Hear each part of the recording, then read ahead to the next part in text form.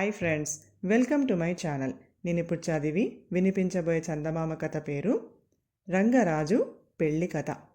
రంగరాజుకు 25 వస్తున్నా బాధ్యతలు తెలియవు. తండ్రి వాడికి ఏ బాధ్యత అప్పగించకుండా పెంచి పెద్ద చేశాడు. దానికి తోడు వాడికి చదువైనా అంతగా అబ్బలేదు. వాడు తిని తిరుగుతూ స్నేహితులతో పోచుకోలు కబుర్లు చెబుతూ కాలం గడిపాడు. వాళ్లకు చెప్పుకోదగిన ఆస్తిపాస్తులు కూడా లేవు. అయినా వాడికి పిల్లని ఇవ్వటానికి ఎంతోమంది ఆరాటపడ్డారు. ఎందుకంటే వాడు చాలా అందంగా ఉండేవాడు.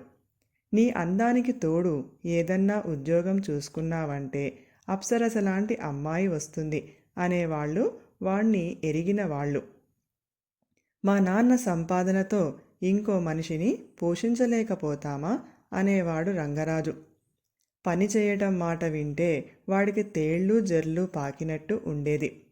ఇలా ఉండగా ఒకనాడు రంగరాజు స్నేహితుడు పొరుగుళ్ళో ఏదో సంబంధం ఉన్నదని తెలిసి చూసి వచ్చి తన అనుభవం ఇలా చెప్పాడు. పిల్ల అప్సరస, కట్టుకుపోయినంత ఆస్తికి వారసురాలు.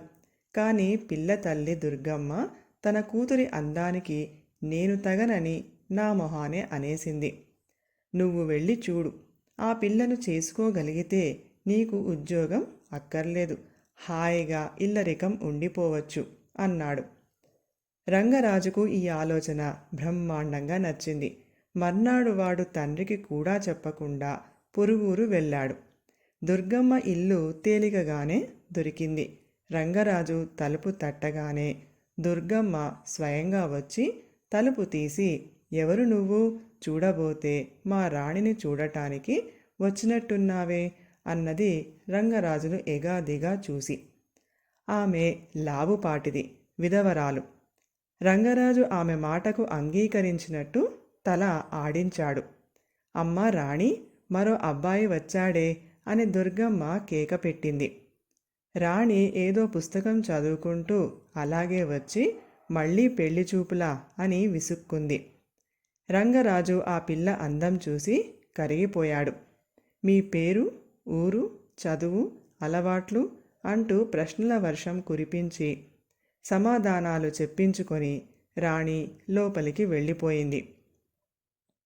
నువ్వు వెళ్ళు బాబు, మా ఉద్దేశం తరువాత తెలియజేస్తాం అన్నది దుర్గమ్మ రంగరాజుతో. ఆ ఇంటి వైభవము, రాణి అందచందాలు చూసినాక రంగరాజుకు తన అదృష్టంలో నమ్మకం చిక్కలేదు. కానీ వారం రోజుల తర్వాత దుర్గమ్మ ఎవరితోనో కబురు పంపింది.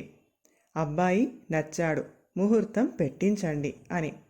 రంగరాజు ఎగిరి గంతు వేశాడు. రంగరాజుగాడి రొట్టె విరిగి నేతిలో పడిందని అందరూ అసూయపడ్డారు. కలిగిన సంబంధం, పిల్ల ఆస్తి అంతా మీదే, కట్నాలు కానుకలు అంటూ నోరు జారి సంబంధం చెడగొట్టుకోకండి అని అందరూ రంగరాజు తండ్రిని గట్టిగా హెచ్చరించారు. నెల తిరక్కుండానే రంగరాజు పెళ్లి వైభవంగా జరిగింది. 4 రోజులు ఉండి ఇతర బంధువులతో పాటు రంగరాజు తండ్రి కూడా వెళ్ళిపోయాడు. అత్తగారు తనను ఇల్లరికం ఉండిపోమ్మంటుందని రంగరాజు ఎంతో ఆశపడ్డాడు. కాని దుర్గమ్మ అలాంటిది ఏమీ అనకపోగా, ఇది విన్నావా అల్లుడు?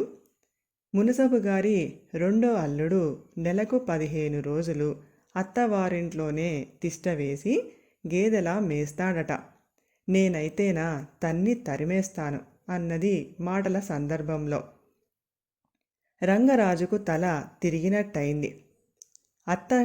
అత్తకు తనను ఇల్లరికం ఉంచుకునే ఆలోచన ఏ కోశాన ఉన్నట్టు లేదు. వాడు 2 రోజులు ఆగి తెలివిగా దుర్గమ్మతో, ఈ పెద్దతనంలో మీరు ఒంటరిగా ఎలా ఉంటారు? మాతో పాటు వచ్చేయండి అన్నాడు. అదేం మాట, ఎవరు ఎక్కడ ఉండాలో అక్కడే ఉండాలి. గట్టిగా 50 నిండలేదు, అప్పుడే వయసు ఏం ముంచుకొచ్చింది? రేపు మంచి రోజు, మీరు బయలుదేరండి అన్నది దుర్గమ్మ ప్రయాణ సన్నాహాలు ఆరంభిస్తూ. విధిలేక రంగరాజు రాణిని తీసుకొని ఇంటికి వచ్చేశాడు. ఇన్నాళ్ళు ఒంటరివాడు కనుక ఏ చీకు చింత లేకుండా బ్రతికేశాడు. ఇప్పుడు రాణి అతనికి నెత్తి మీద బరువుగా తోచింది. తన భార్య ఖర్చులకు కూడా తండ్రిని డబ్బు అడగాలంటే రంగరాజుకు సిగ్గుగా ఉంటున్నది. కొంత డబ్బు తన దగ్గర ఉండటం అవసరం. అత్తగారి దగ్గర నుంచి ఏదో విధంగా కొంత డబ్బు రాబట్టాలి. ఏదైనా వ్యాపారం చేస్తాను. మీ అమ్మను అడిగి 5,000 పట్టుకురా అన్నాడు వాడు రాణితో. రాణి విరగబడి నవ్వి, ఇసుక పిండితే నూనె బొట్లు రాలుతాయేమో కానీ మా అమ్మ చేతి నుంచి పైసా మాత్రం రాలదు అన్నది. అయినా ఆశ చావక రంగరాజు వ్యాపారం చెయ్యటానికి తనకు 5,000 కావాలని ఎవరి ద్వారానో తన అత్తకు కబురు పెట్టాడు. పైసా లేని వాడికి వ్యాపారం ఎందుకు? చెత్తకుప్ప మీదికి చెత్తే వచ్చి పడుతుంది. లక్ష్మి కూడా డబ్బున్న వాడి దగ్గరికే వస్తుంది. ఉద్యోగం ఏదైనా చూసుకోమను. బంగారం లాంటి పిల్లని ఇచ్చాను. ఇక నా నుంచి ఏమీ ఆశించవద్దని చెప్పు అని దుర్గమ్మ రంగరాజు పంపిన మనిషితో అన్నది. ఈ వార్త చేరగానే రంగరాజు నవనాడులు కుంగిపోయాయి. ఇక తాను బద్దకించి లాభం లేదు. సంపాదించని మగాడు కట్టుకున్న భార్యకి కూడా లోకువైపోతాడు. బ్రతికినంత కాలము ఎవరి మీదనో ఆధారపడి ఆత్మాభిమానం లేకుండా బ్రతకడం చాలా నీచం.